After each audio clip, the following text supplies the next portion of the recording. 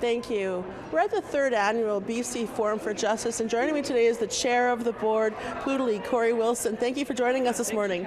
Thanks for coming. It's a very exciting day. Glad you're here. Well, thanks for having us. So can you tell me what's happening over the next couple of days? Well, this is our third annual Justice Forum. We've had, over the last couple of years, we've had two prior to this, but this one is really exciting because this is an action Justice Forum. We're going to be launching also our Indigenous Women's Justice Strategy, which is the first of its kind, so we're very excited about that. And we have the most people ever, over 60%, about 470 people, over 60% have come from First Nations communities. So we're really, really excited about what we're going to accomplish. That sounds pretty amazing. I mean, we're talking about some pretty big issues here in reforming the justice system. What do you propose happens in order to do that?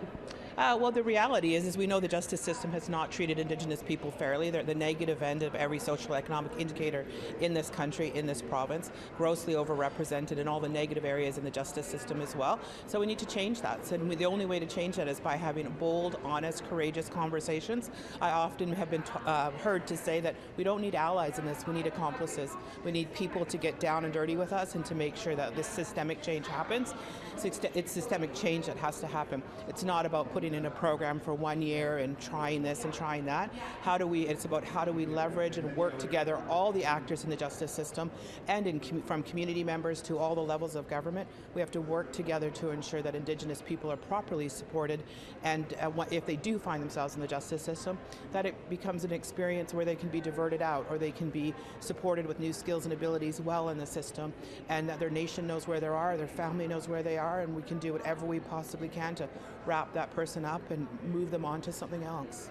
That sounds incredible. You have a list of incredible speakers coming up. Can you tell me who's joining us for the next couple of days? Oh, we have all kinds of people. We have, people from the community, justice workers. Our first speaker today is a woman named Darla. She's Blackfoot woman, and she's just incredible. So she's going to talk about her own story, her own work at the community level. To, of course, the representatives, First Nations Leadership Council will be here. We have some ministers coming on Wednesday. So we have all kinds of different speakers. But what we really have are people who are passionately committed to doing something different, to not only transforming the criminal justice system, but also making sure that we revitalize Indigenous traditions and ways in lawmaking is also what we want to do in our Track 2 initiatives. Amazing. Thank you so much for all your work, Corey Wilson. Nice to see you as always. Thank you. Thanks. Back to you in studio.